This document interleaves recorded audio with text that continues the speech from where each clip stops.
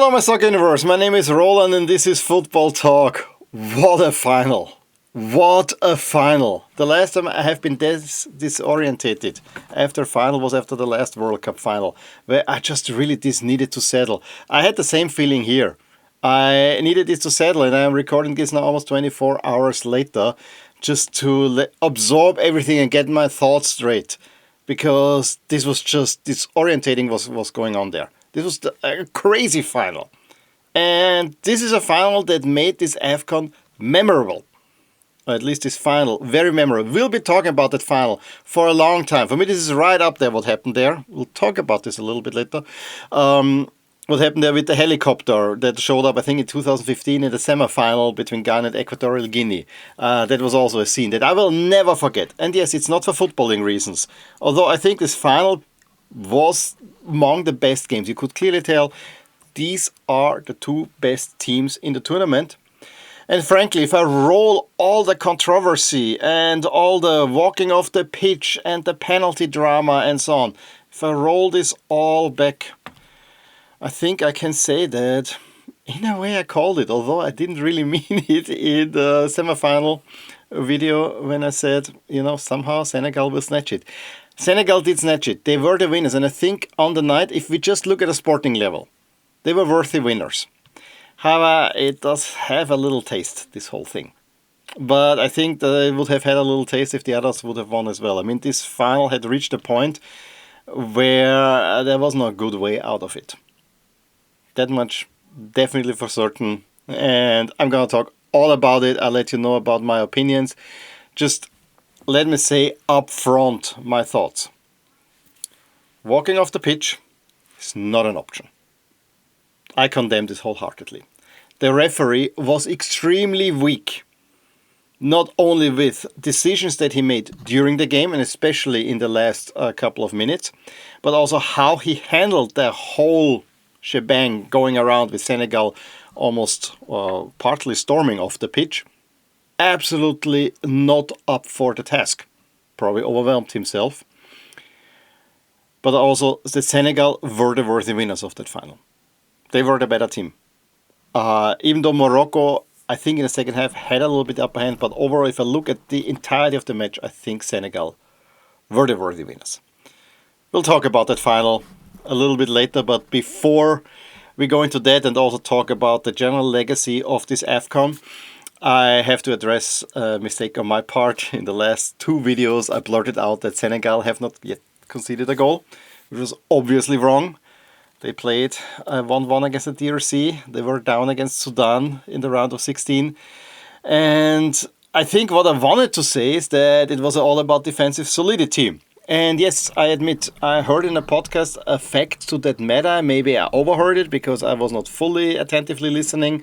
And then I didn't bother to double check. That one's on me. I'm really sorry for having made this mistake. I want to have a higher standard on that one. But, it happens and I hope you can forgive me. But with that out of the way, let's talk about that absolute crazy final in Rabat. So the stage was set, and I have to say the Stadium Prince Moulay Abdallah, a wonderful stadium, probably the best in Africa. That one would fit right in some of the best stadiums in the world. Absolute great stadium to have, and a worthy venue for the final. And yes, we can also discuss why it's in Rabat and not in Casablanca, the biggest city in Morocco. Be it as it may, absolute gorgeous stadium. Yes, it feels a little bit corporate, and I also saw there was the final branding. We had a golden ball. All the advertising hoarding were, whenever it was the branding for the tournament, instead of being red and green, was now in gold, and the deep red is associated with the tournament. But it felt grand. Definitely felt grand.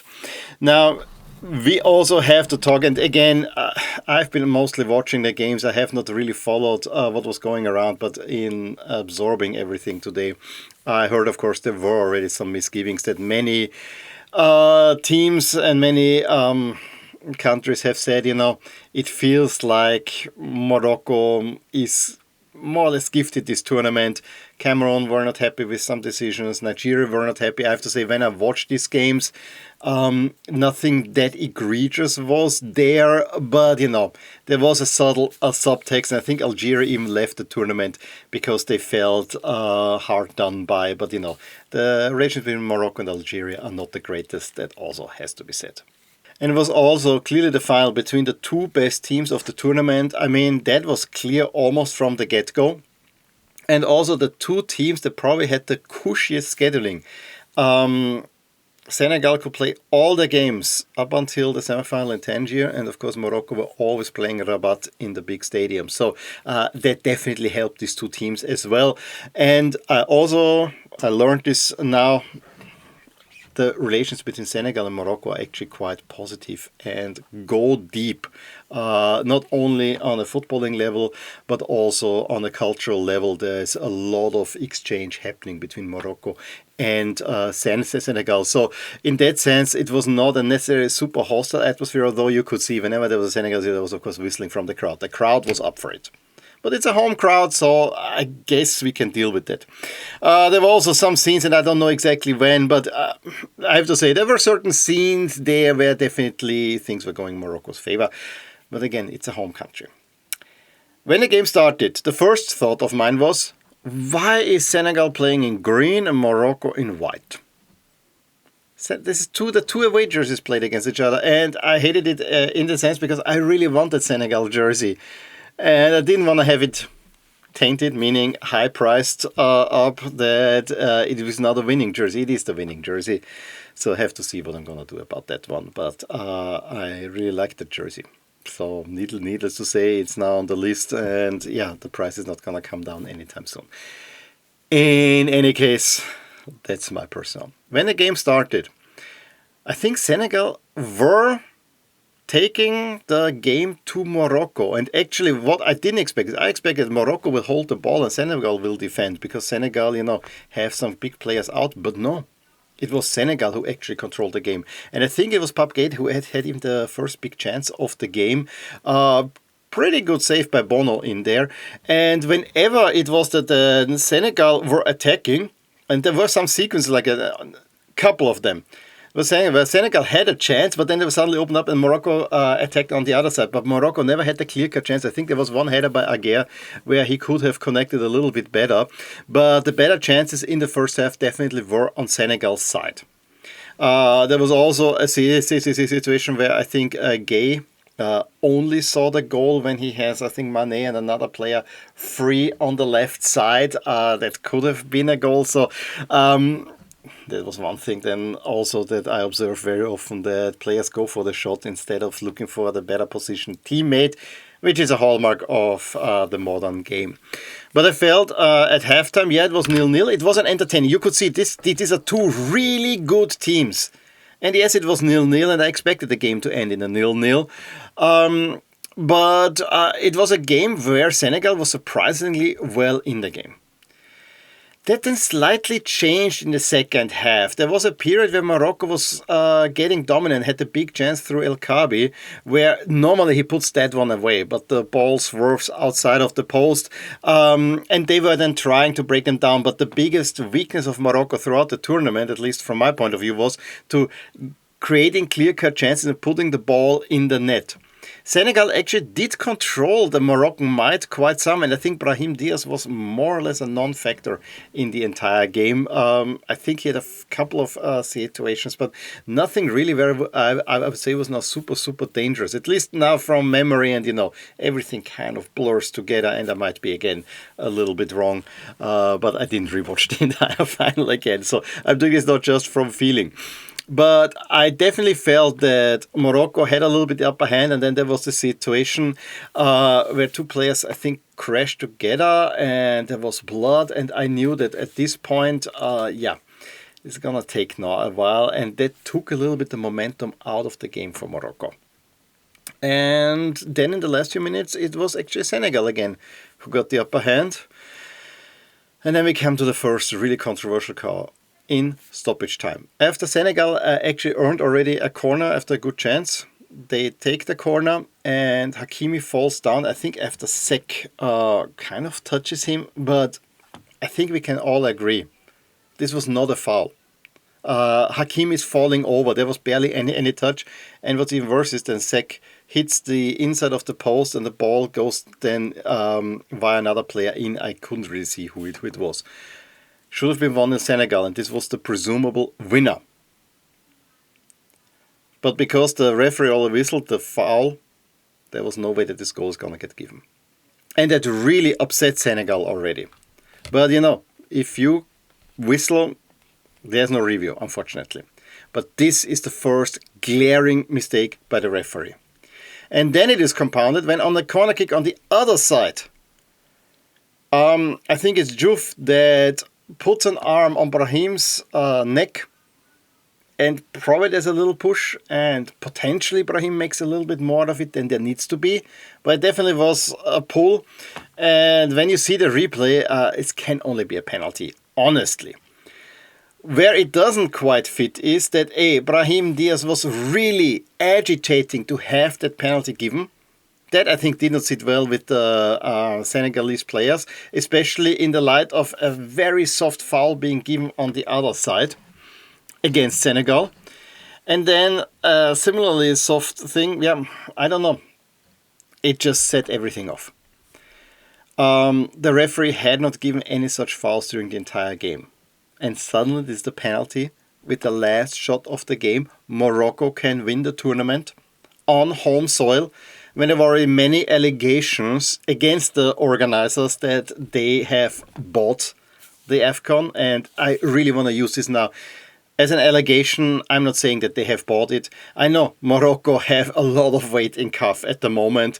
They have a lot of finances going in. They also have quite a weight at FIFA. They're host of a World Cup very, very soon. So have that in mind as well, how maybe Senegalese players have felt. But given the softish foul for the penalty, plus that the goal that should have stood was not given, set everything off. And you did not see it on TV, and I have not seen it, but I have heard it. The Senegalese fans, this guard that is there drumming, the ones that are painted in white with the Senegal and the nice hats, they were storming the field. They were trying to storm the field, whereas the Moroccan security tried to hold them back as well as they could. At the same time, huge discussion. The Senegalese players could not believe it. They were actually incensed.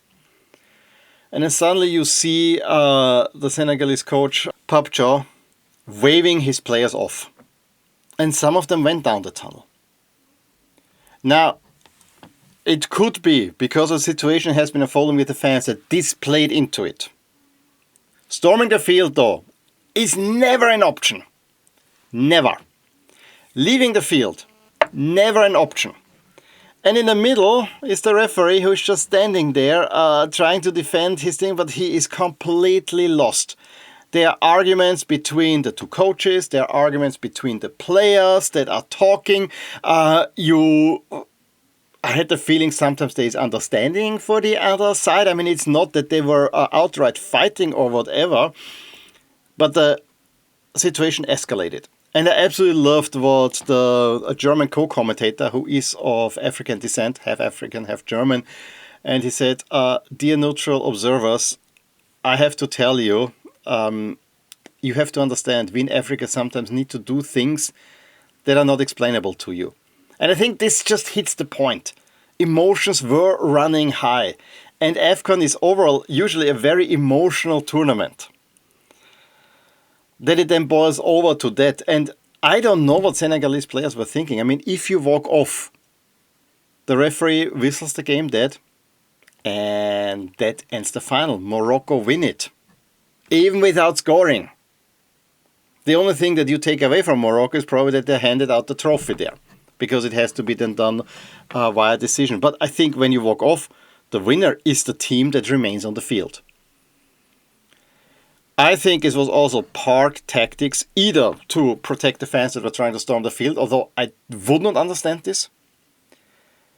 But it was also to really make this moment, make the penalty taker think.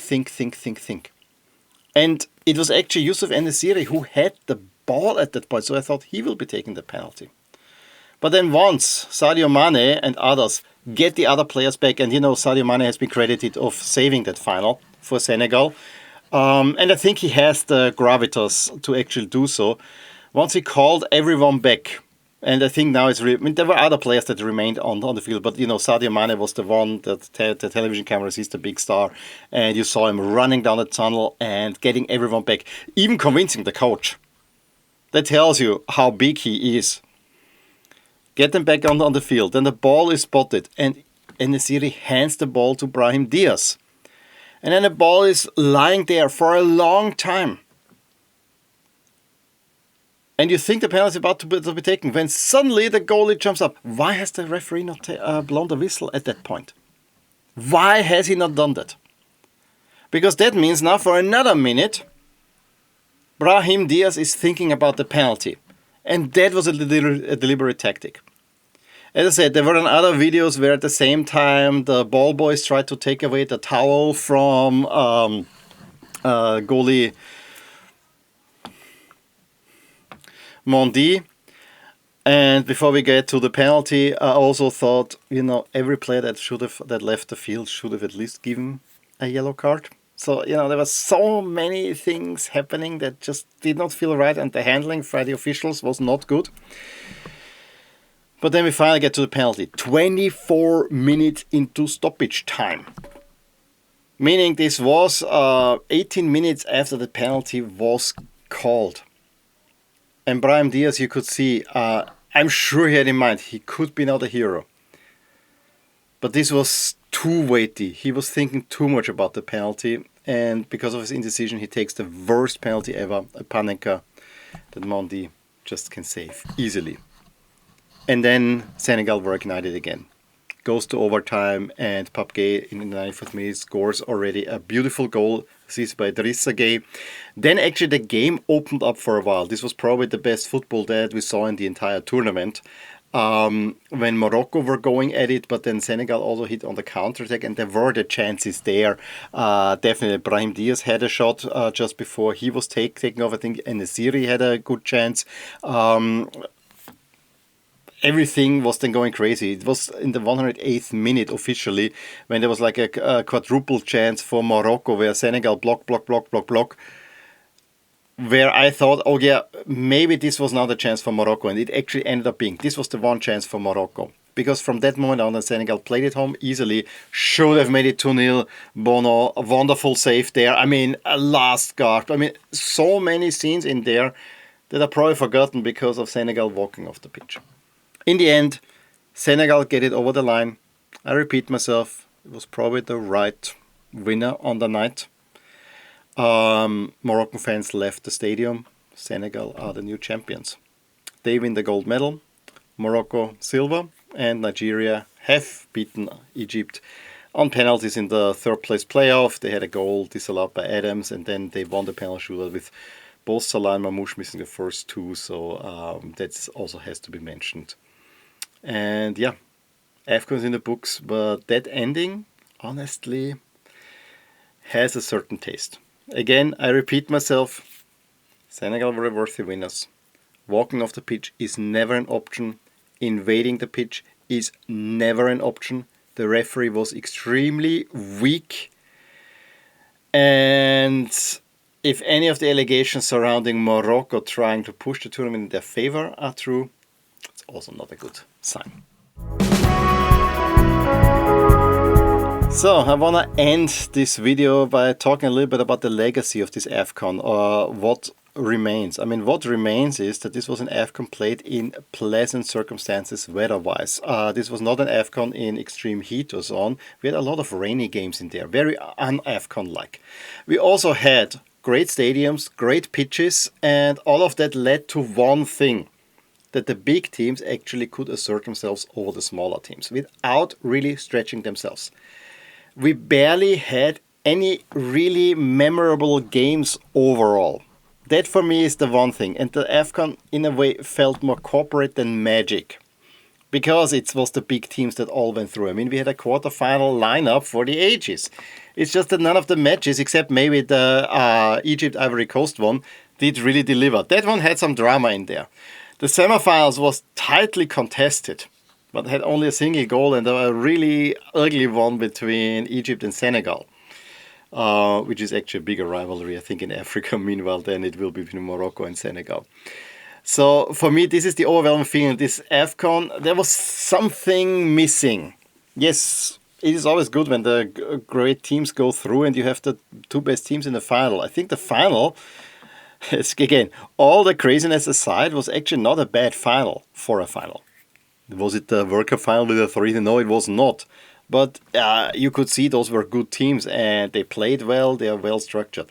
It also speaks volumes that the two countries in Africa that are probably investing at the most in infrastructure at the moment, also the ones that made it to the final.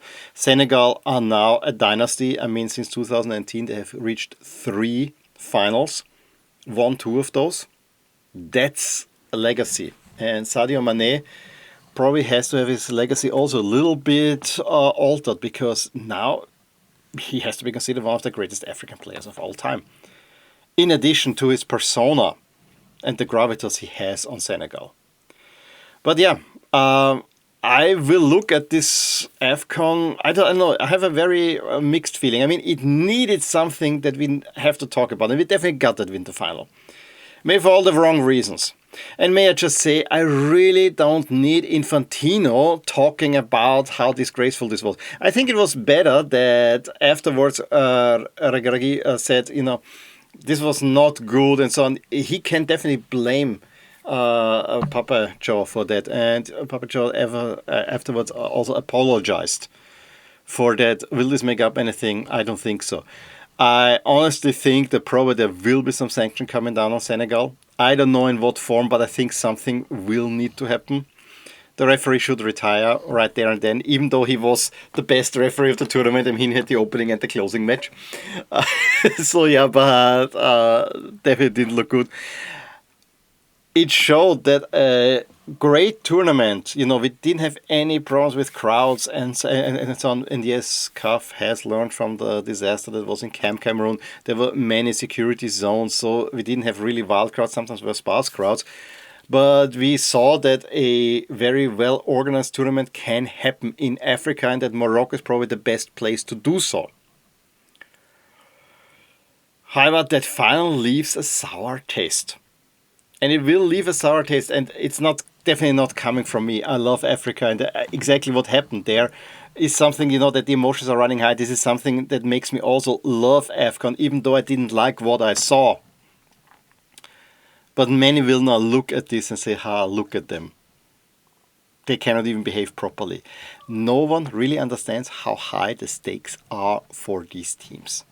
And I repeat myself, what makes AFCON so special is that this is the one opportunity for all these teams there to truly get an international trophy. Because while we all are waiting for an African team to finally do well at the World Cup and maybe win a World Cup, I don't think it's going to happen anytime soon. The power disbalance is too great for that. So the only realistic time that these teams can pick up a trophy is right at that tournament. And that's why the emotions ran so high. So yeah, this ends my talk about AFCON 2025. I have not seen my work colleague from Morocco. I saw a message on our messaging app. She was not happy about that, and I can see that. So yeah, I have to say, in a way, while I was mostly neutral, I was really ticked off that Senegal chose to the green jersey, because I want to have it and I don't want to pay full price for it, but also because of my colleague. I think I probably would have liked Morocco to win a tad more. But I repeat myself, I think Senegal are worthy winners. What is your opinion on the final? Definitely a final that will go down in history. Let me know your thoughts in the comments below. Give me a thumbs up if you enjoyed this video. Please subscribe to this podcast if you want to hear and see, once I do a video, more of football talk. And one thing is for certain, I will talk to you soon about more things in my soccer universe. Bye.